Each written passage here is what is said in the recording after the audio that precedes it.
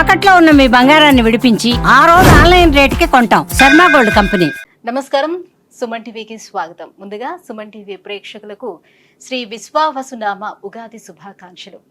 ఈ విశ్వావసునామ సంవత్సరం ద్వాదశ రాశుల వారికి ఎలా ఉండబోతుంది, ఏ రాశుల వారికి ఎటువంటి శుభ అశుభ ఫలితాలు ఇవ్వబోతున్నాయి, గ్రహ సంచారాలు ఎలా ఉన్నాయి, అలాగే ఎటువంటి పరిహారాలను పాటించుకోవాలి, ఈ విషయాన్ని తెలియజేసేందుకు మనతో పాటు ఉన్నారు ప్రముఖ జ్యోతిష్య రత్న జ్యోతిష చక్ర వైభవ నిపుణ డాక్టర్ రాల్పల్లి రవికుమార్ గారు. గురుగారు నమస్కారం. నమస్కారం. గురుగారు, కొత్త సంవత్సరంలోకి ఎంటర్ అయిపోతున్నాం. మరి కొత్త సంవత్సరం ఎలా ఉండబోతుంది ద్వాదశ రాశుల వారికి అని తెలుసుకునే ముందు గ్రహాల సంచారం ఎలా ఉంది, ముఖ్యంగా 4 గ్రహాలు మనకి ప్రతి సంవత్సరం మారేది, ఈ 4 గ్రహాల సంచారం ఎలా ఉంది, ఎలాంటి ఫలితాలు ఇస్తున్నాయి? శరదిందు సమాకారే పరబ్రహ్మ స్వరూపిణి వాసరాపీఠ నిలయ సరస్వతి నమస్తుతే. సుమన్ టీవీ ప్రేక్షకులకి నూతన సంవత్సర ఉగాది శుభాకాంక్షలు. మెయిన్గా ఏంటంటే ఈ సంవత్సర ఫలితాలు ఇప్పుడు చెప్పుకుంటున్నాం కాబట్టి ప్రతి నెల ఏంటంటే మాస ఫలితాలు చెప్పుకుంటున్నాం కాబట్టి మాస ఫలితాలు చెప్పుకున్నప్పుడు ఏంటంటే రవి 1 మంత్కి మారుతాడు ప్రతి నెల, అలాగే బుధుడు 20 డేస్, శుక్రుడు 20 రోజులు, అలాగే కుజుడు 45 రోజులు, అలాగే శుక్రుడు 20 రోజులు, చంద్రుడు అంటే ప్రతిరోజు ఒక్కొక్క నక్షత్రం మారుతుంటాడు. ఒక మెయిన్గా మటుకు గురువు, రాహు, కేతు, శని అండి. ఈ 4 కూడా ఏడాది పాటు ఇంచుమించుగా ఉంటారు కాబట్టి గురువు ఉన్నారంటే సంవత్సర కాలం పాటు అక్కడే ఉంటారు. అలాగే రాహు ఉన్నారనుకోండి, కేతు 1.5 ఇయర్ ఒక రాశి నుంచి ఇంకో రాశికి మారడానికి పడుతుంది. అలాగే శని ఉన్నారంటే 2.5 ఇయర్స్ మారుతారన్నమాట.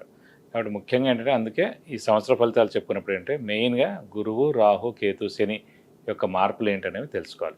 ముందుగా శని వచ్చేసి మనకి 30వ తారీఖు మార్చి నెల 2025 నుంచే మనకి కుంభరాశి నుంచి మీన రాశిలోకి ప్రవేశిస్తున్నాడు. అదే రోజు ఉగాది అయింది, అదే రోజు శని కూడా మారుతున్నారు. అలాగే రాహు, కేతువులు వచ్చేసి మనకి 18 మే 2025. రాహు మారంటే కేతు కూడా మారుతాడండి. అందుకే చూడండి ఎప్పుడు కూడా జాతకంలో రాహు ఆపోజిట్ కేతు ఉంటారు. నవాంశలో తీసుకున్నా కూడా రాహు ఆపోజిట్ కేతు ఉంటారు.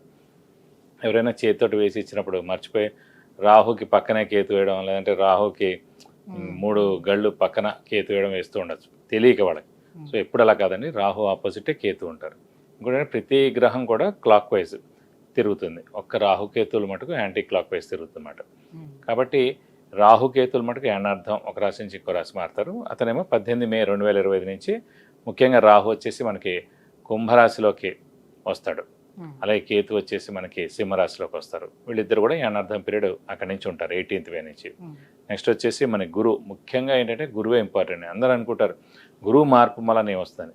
గురువు ఏ రోజైతే మారుతాడో ఆ రోజే పుష్కరాలు స్టార్ట్ అవుతాయండి. ఇదే రూల్ అనమాట. సాధారణంగా గురువు ఏ రాశి నుంచి ఏ రాశి మారుతాం మనం అనుకుంటుంటాం. మన జాతకం చెప్పినప్పుడు కూడా మన రాశి నుంచి 2వ స్థానంలో, 5వ స్థానంలో, 7వ స్థానంలో, 9వ స్థానంలో, లాభస్థానంలో గురువు ఉన్నప్పుడు మన శుభ ఫలితాలు చెప్తుంటాం కదా. సో అందరూ అనుకుంటుంటారు అబ్బాయి ఎప్పుడు మన రాశి నుంచి 2nd హౌస్ వస్తుంది, ఎప్పుడు మన రాశి నుంచి 5th, 7th, 9th, 11th వస్తాను. సో వాళ్ళకి ఒకటే నమ్మకం ఏంటంటే ఈ రోజైతే పుష్కరాలు స్టార్ట్ అవుతాయో ఆ రోజు గురువు ఒక రాశి నుంచి ఇంకో రాశిలోకి మారుతున్నట్టు మనం ఈజీగా గుర్తించవచ్చు.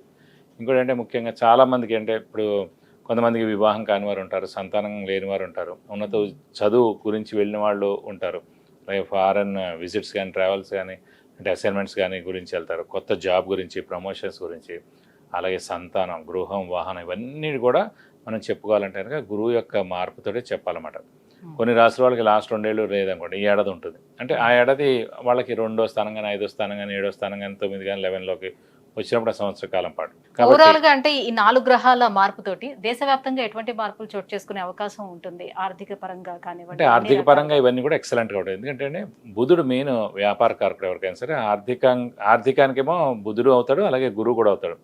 గురువు వచ్చేసి మనకి సంచారం మిథున రాశిలోకి వస్తున్నాడు. మిథున రాశి అధిపతి బుధుడు అండి. సో ఎప్పుడైతే మిథున రాశి అధిపతి బుధుడిని ఈ గురువు కలుస్తాడో, అంటే ఆ మిథున రాశిలోకి వచ్చే సంవత్సర కాలం పాటు ఉంటాడు. సో వ్యాపార అభివృద్ధి ఉంటుంది, దేశాభివృద్ధి ఉంటుంది, అన్ని విధాలు కూడా చాలా బాగుంటుంది. ప్లస్ చాలామంది అంటే ఇంకా వ్యాపారం విపరీతంగా పెరుగుతుంది, ఎక్స్పోర్ట్ కానివ్వండి ఇవన్నీ కూడా విపరీతంగా పెరుగుతాయి అన్నమాట. వాతావరణ పరిస్థితుల్లో ఎటువంటి మార్పులు? వాతావరణం కూడా చాలా బాగుంటుందండి. ఎందుకంటే శని కూడా మనకి గురువు స్థానం అయిన మీన రాశిలోకి వస్తున్నాడు. ఇంకోటి ఏంటంటే ఆధ్యాత్మిక కారకుడు శని, గురువు, కేతు కూడా అండి. అలాంటి ఆధ్యాత్మిక కారకుడైన శని వచ్చేసి మనకి గురువు రాశి అయిన మీన రాశిలోకి ఉంటాడు కాబట్టి సో ఆధ్యాత్మిక వాతావరణం 2.5 years పరిపూర్ణంగా ఉంటుందని చెప్పుకోవచ్చు. శత్రు దేశాల నుంచి వివాదాలు కానీ అలాంటి చోటు చేసుకుని అలాంటివి ఉండవు. అలాంటివి అయితే ఏ ఇబ్బంది ఉండదు, ఖచ్చితంగా ఉండదు. జూన్ తర్వాత నుంచి ఇలాంటి ప్రాబ్లమ్స్ అన్ని కూడా తీరిపోతాయి. కొన్ని రోజులు ఏంటంటే కుజుడు కూడా నీచ స్థానంలో ఉంటాడనమాట కర్కాటక రాశిలో ఈ మే, జూన్ ఆ సమయాల్లో. ఒకసారి జూన్ వెళ్ళిపోయిన తర్వాత నుంచి మటుకు ఎలాంటి ప్రాబ్లమ్స్ ఉండవు దేశానికి మటుకు. గురువు గారు, ఈ విశ్వావసు నామ సంవత్సరం మిథున రాశి వారికి ఎలా ఉండబోతుంది? గురువు, శని, రాహు, కేతువుల స్థాన చలనం ఎలా ఉంది? వీరికి ఎటువంటి లాభాన్ని చేకూరుస్తున్నాయి? తప్పకుండా అమ్మ. మిథున రాశి అనగానే మనకి మృగశిర 3-4 పాదాలు, ఆరుద్ర 1-2-3-4 పాదాలు, పునర్వసు 1-2-3 పాదాలు, ఈ నక్షత్రాల సమూహం అంతా మనకి మిథున రాశిలోకి వస్తుంది. మిథున రాశికి వచ్చేటప్పటికి ఏంటంటే రాశిలోనే గురువు ఈ సంవత్సర కాలం ఉంటారు. అలాగే దశమ స్థానంలో శని 2.5 సంవత్సరాలు ఉంటారు. అలాగే తృతీయ స్థానంలో కేతు, భాగ్యస్థానంలో రాహు. సో తృతీయ కేతు చాలా మంచిదండి, భాగ్యరాహు కూడా చాలా మంచిది. దశమంలో శని కూడా పర్వాలేదు, దాని నష్టాన్ని ఏం చేకూర్చుడు పర్వాలేదండి. లాభం అయితే ఇంకా బెస్ట్, కానీ దశమం అయితే పర్వాలేదు, అంటే ఒక 70% మేలే చేస్తాడు. వీరికి ఏంటంటే కొంచెం బాగా కష్టపడితే కానీ పనులు జరగవు. ఎందుకంటే అక్కడ కొంచెం ముఖ్యంగా ఏంటంటే గురువు బలం ఎప్పుడైతే మనకి తక్కువగా ఉందో, గురువు మిశ్రమంగా ఉన్నాడో, గురువు రాశిలోనే ఉన్నాడో కొంచెం మిశ్రమ ఫలితాలు ఇస్తారన్నమాట.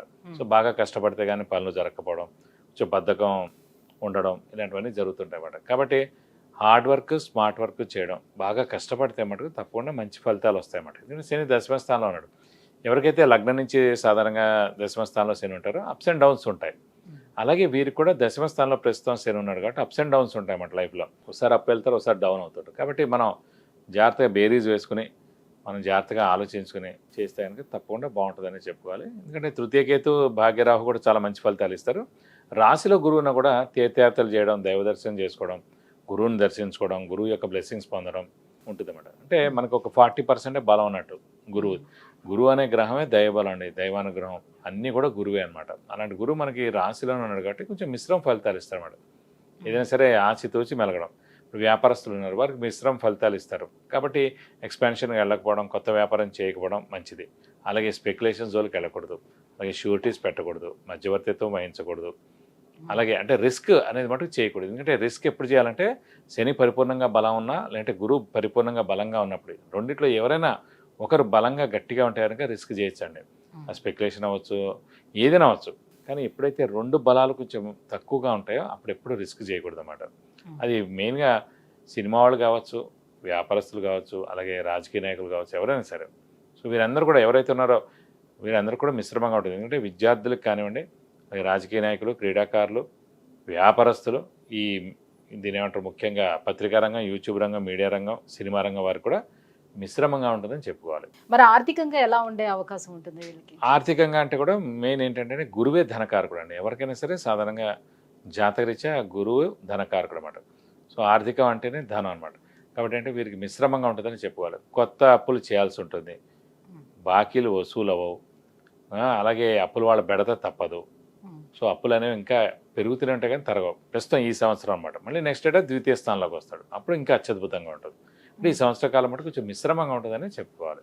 అంటే గురువు ద్వితీయంలోకి వచ్చిన శని దశమ స్థానంలోనే ఉంటాడు, పర్వాలేదు. ఎవరో ఒక గ్రహం గట్టిగా ఉంటే చాలండి. ఒక గ్రహం బాగుంటే ఒక సంవత్సర కాలం కదా, ఈ లోపల మనం జాబ్ రీత్యా కానీ, వ్యాపార రీత్యా కానీ, ఫైనాన్షియల్గా కానీ ఏదో ఒకటి మనకు ముందుకు వెళ్ళగలుగుతాం.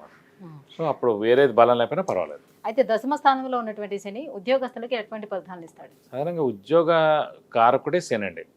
ఉద్యోగ కారకుడు, ప్రొఫెషన్ కారకుడు, ఇవన్నిటి కూడా శని. ఆరోగ్య కారకుడు, ఆయుష్ కారకుడు కూడా శని. ఆ ఉద్యోగ స్థానమే దశమ స్థానం అనమాట. సో అలాంటి ఉద్యోగ స్థానంలోనే ఉద్యోగ కారకుడైన శని ఉన్నాడు కాబట్టి ఉద్యోగం రీత్యా మటుకు ఏమి అంత ఇబ్బంది ఏమి ఉండదండి, బాగానే ఉంటుందని చెప్పుకోవాలి. అంటే కొత్తగా ఉద్యోగ ప్రయత్నాలు చేసుకునే వాళ్ళకి, కొత్తగా ఉద్యోగం ప్రయత్నాలు చేసుకుంటే వాళ్ళకి ఖచ్చితంగా వస్తాయి, ఏం ప్రాబ్లం లేదు. ఉన్నవాడికైతే కనుక తీసేయరు, ప్రస్తుతం నడుస్తుంది కానీ ప్రమోషన్స్ అవి ఉండవు, ప్రెషర్స్ ఉంటాయి కానీ జాబ్ అయితే పోదు. అలా చెప్పి ప్రమోషన్స్ రావు, ఉన్న శాలరీలోనే కంటిన్యూ అవ్వడం అలా జరుగుతుందన్నమాట. సో నెక్స్ట్ ఏడాది మనకు గురుబలం వస్తుంది కాబట్టి అప్పుడు మనం ఇవన్నీ ఎక్స్పెక్ట్ చేయొచ్చు. ఇక ఆరోగ్యపరంగా ఎలా ఉంటుంది? హెల్త్ ఇష్యూస్ ఆరోగ్యపరంగా బాగానే ఉంటుంది. ఎందుకంటే శని దశమంలో బాగానే ఉన్నాడు కాబట్టి గురువు రాశిలో ఉన్నా కూడా ఆరోగ్యాన్ని మంచిగానే ఉంచుతాడు. సో ప్రాబ్లం ఉండదు. సో ఆరోగ్యరీత్యా మటుకు బాగానే ఉంటుంది. రాహుకేతువుల మూలంగా ఎటువంటి ఫలితాలు ఏర్పడుతుంది? రాహుకేతుల మూలంగా మటుకు చాలా బాగుంటుంది. ఎందుకంటే వాళ్ళకి ధైర్య సాహసాలు ఎక్కువగా ఉండడం, జనాల సహాయ సహకారాలు పొందడం. సో ఖచ్చితంగా ఇవన్నీ రీత్యా కూడా హెల్ప్ ఉంటుంది కాబట్టి ఖచ్చితంగా రాహుకేతుల మటుకు తప్పకుండా మేలు చేస్తాడు. మరి ఈ గురుబలం పొందేందుకు ఎటువంటి పరిహారాలను పాటించాలంటారు? నేను ఎప్పుడు అనుకున్నట్టే గురువుకి మటుకు ఖచ్చితంగా దత్తాత్రేయ స్వామిని ఎక్కువగా ఆరాధించడం, ప్రతిరోజు దత్తాత్రేయ స్వామి అష్టోత్తరం చదువుకోవడం, అలాగే ప్రతి గురువారం దత్తాత్రేయ స్వామి టెంపుల్కి వెళ్ళి 40 ప్రదక్షిణాలు చేయడం, అలాగే దత్తాత్రేయ స్వామికి సంబంధించిన అర్చన కానీ అభిషేకం కానీ చేయిస్తుంటే కూడా చాలా మంచిది. కాబట్టి ప్రతి గురువారం కూడా ఉపవాసం ఉంటే కనుక ఇంకా మంచి ఫలితాలు తప్పకుండా మీకు లభిస్తాయి. విద్య, ఉద్యోగం, వివాహం, విదేశీయానం, ఆరోగ్యం అలాగే ఐశ్వర్యం వీటన్నిటి గురించి తెలుసుకోవాలంటే కింద స్క్రోల్ అవుతున్నటువంటి నెంబర్లకి కాల్ చేసి గురువుగారి అపాయింట్మెంట్ పొందవచ్చు. గురుగారు, ఈ విశ్వావసు నామ సంవత్సరం మిథున రాశి వారికి ఎలా ఉండబోతుంది, ఎటువంటి పరిహారాలు పాటించాలి, విషయాన్ని తెలియజేసినందుకు ధన్యవాదాలు. నమస్కారం.